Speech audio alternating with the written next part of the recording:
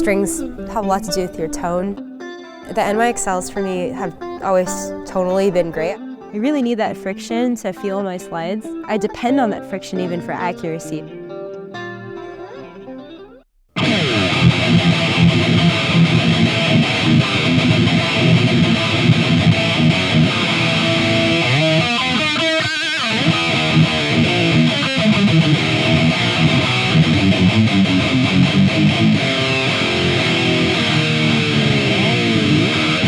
Hey, what's up guys? This is Perry with Premier Guitar here in Nashville, Tennessee at the Brooklyn Bowl.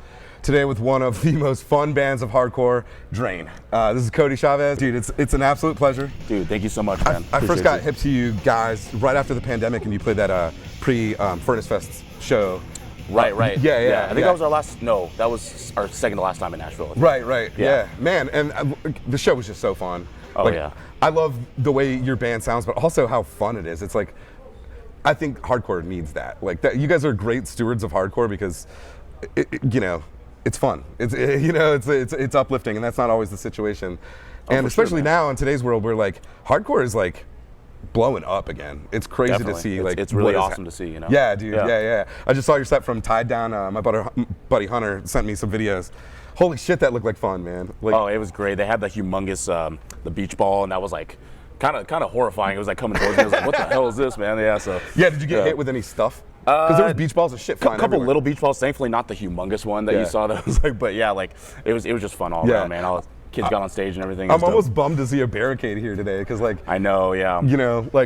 I think one of the fun things about Drain shows is just seeing kids on fucking boogie boards and shit. Oh, for sure. I mean, we still make it fun with the barricade. We adapt to whatever's going on. We'll still make it fun. Yeah, so. hell yeah. Well, one thing that I really, really love about your band is I'm a little bit older than you, and when I was coming up and falling in love with hardcore, D-beat and metal influenced thrashy hardcore was a thing, and like for a long time the flat fifth Phrygian mode stuff wasn't really popular, and now it kind of is coming back with a lot of thrash bands are kind of doing hardcore crossover stuff.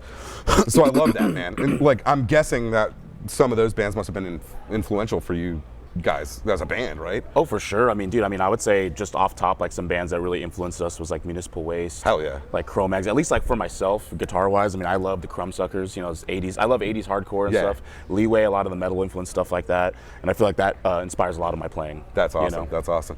Oh man, so speaking of your playing, these Jacksons are sick. You guys have a deal with Jackson now, right? Yes. USA Custom. Yeah, shout out to Jackson, yeah. Man, those are great. Yeah, this is the Jackson Virtuoso.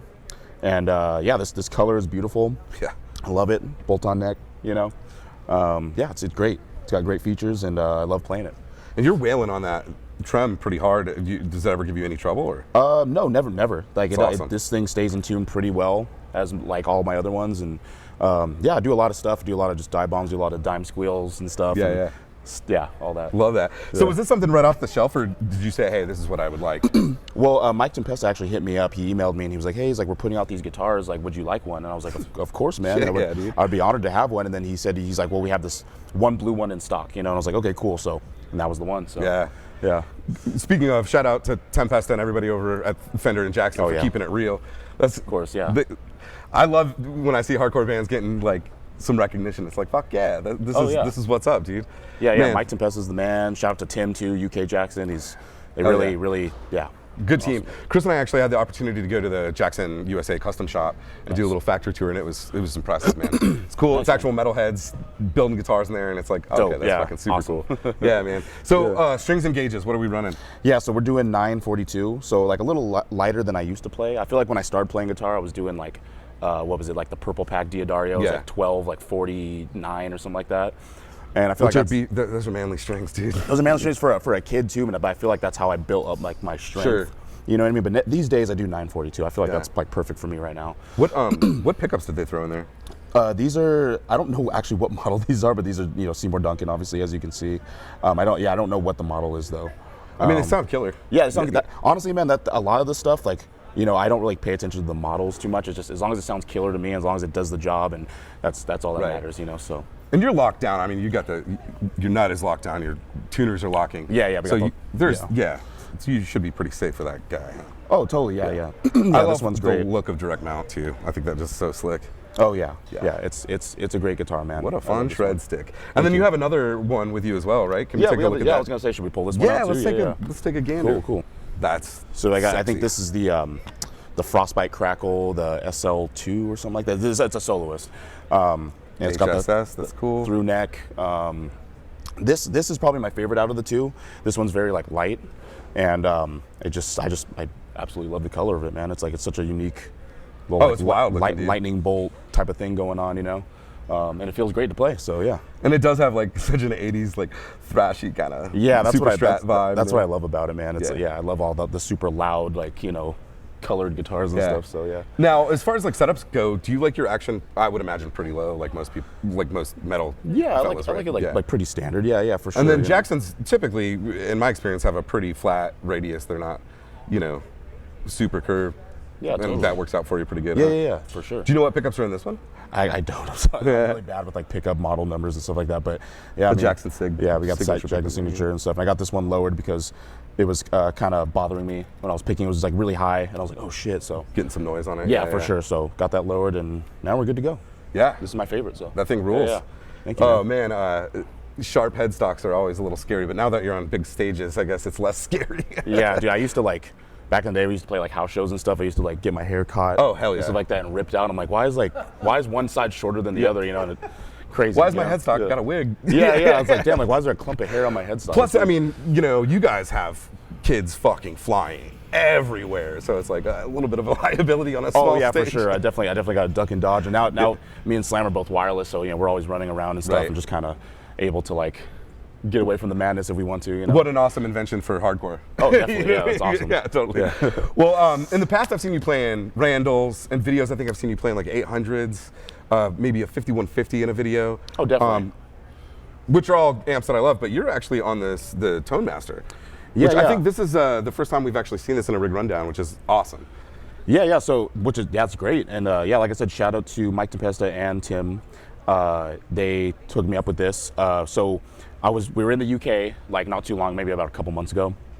Tim invited us to the Jackson headquarters in London, and I was trying this out, and he ended up giving this to me. But he was like, "Oh, you can play through this," and I was like, "Oh."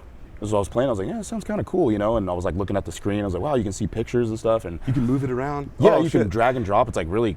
It's probably my favorite interface on all modelers. It's really next level, man. Yeah, man. I've never seen anything like it. It sounded good, and I was like, wow. And I kind of walked away from that UK tour, just kind of like, damn, I kind of want to see what's up with that. So then I emailed Mike, and then he was like, hey, man, check it out.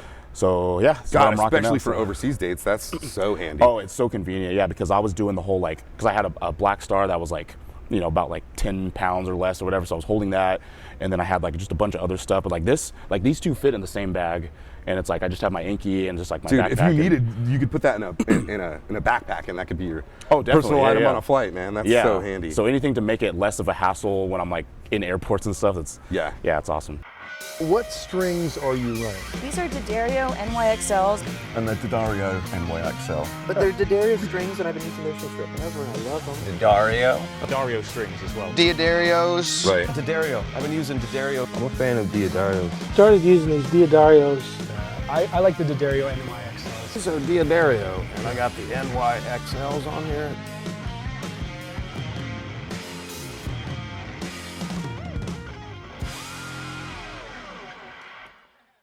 So within the Tone Master Pro here, it looks like you've got it set up pretty much like you would have a normal live rig. You mind walking us through what you got going on per patch? Yeah, sure, man. So I got the EVH right here on the red channel, and I got the gain at about 62. That was a big trial and error for me on this tour because I had it at 50 and I didn't realize that. So it was a little light sounding, and I was like, damn, why does my tone sound kind of weird? And I was like, oh, the gain's at 50. So then we brought it up to 80. That was too much. Brought it back to 60, now it's at 62. So I'm kind of still feeling it out and stuff like that, but I feel like we got it at a good point right now. Volume at 50, and then that's at 55. We got the mids at 33.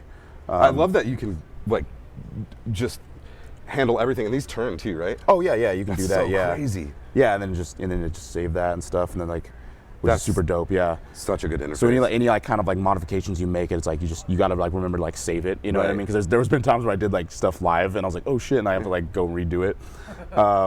But yeah, it's. And then as far as your chain goes, I saw, I think, a tube screamer. Yeah, so Okay. I got this right here, and Green box. yeah, I got the green box, and yeah, I mean, again, this was also another little trial and error.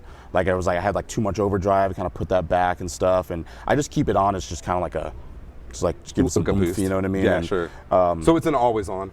It's what? It's always on. It's always Okay, on. yeah, Yes, yes. So that's always on, and then I got this cool thing, which is called the metal gate, and I just kind of keep that, I guess, at like a V. Sure. You know, as you can see, the threshold's this way, the attenuation's that way, and it just it just feels great that way. I feel like it still sustains really well, but also clamps down when you need it to. And then right here, I just got a chorus pedal. I got it like on 1, and there's no real.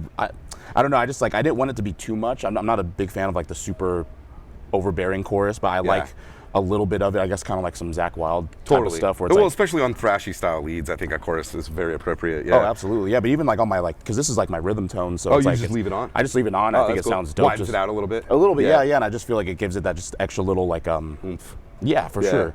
So I got that, and then this. I'll be honest, this is kind of like what I learned from like, you know, Dimebag and stuff, and like his like, so just like the kind of slight V shape. It got a little different. Too scooped, but yeah, a little. You know. Yeah, but it's like, that's what I've used like for most of like my. Smiley face, bud. Yeah, there we go.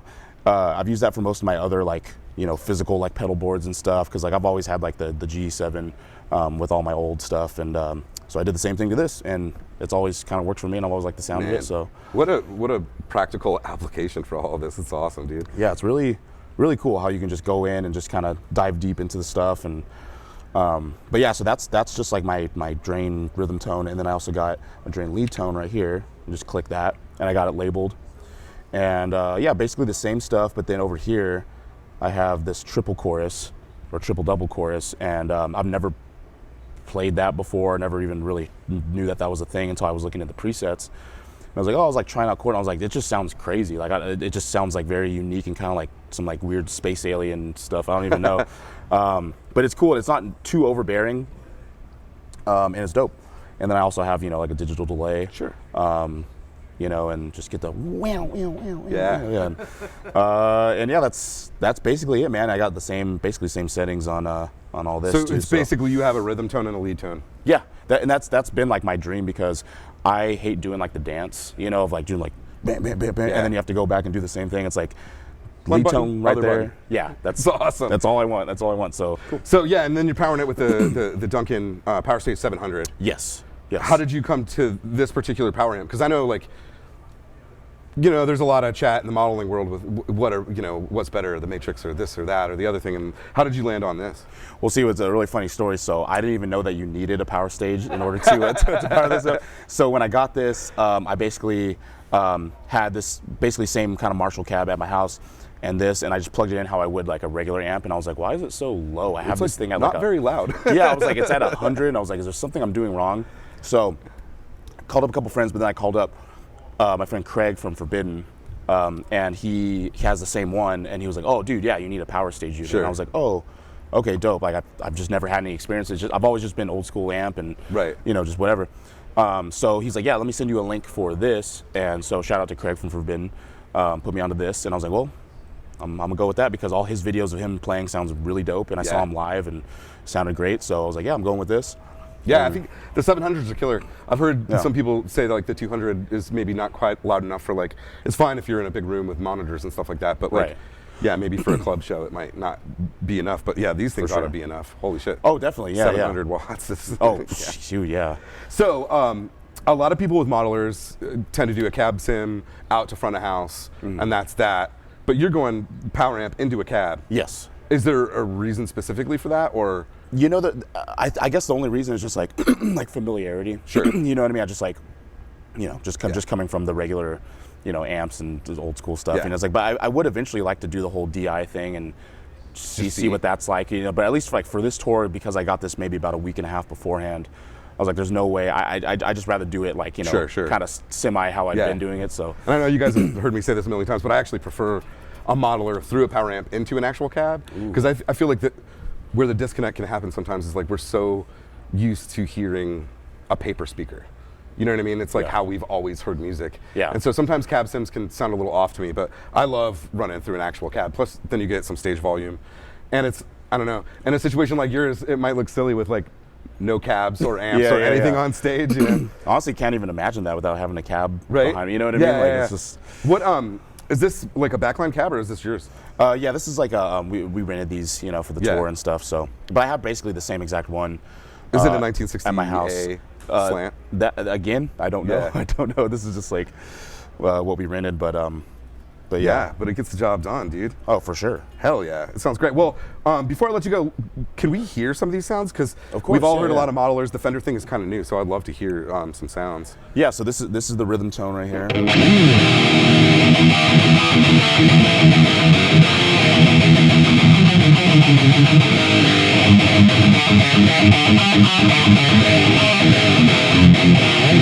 Super tight, nice Oh, and yeah. zippy. I love it. Yeah, and then the lead tone right here. So like I said, the triple double chorus is gonna be might be a little interesting to you.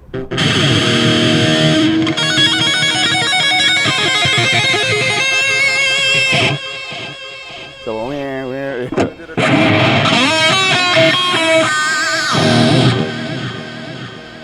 and what's really cool about these things too is that you can like, I don't know if we'll be able to like. So it's like the bleed over, you know what I mean? It's like it's very like smooth, like from going between. There's no hard cut. Yeah. That's what I really love it because I do that a lot because there's especially on the song FTS, I have the lead tone on for that because we have this like little like kind of jammy kind of intermission right before the track, and I'm doing a lot of leads and stuff, and then as soon as I hit like the first two chords and I go back to that, and it's like the bleed over is just awesome. You know what I mean? That's so rad.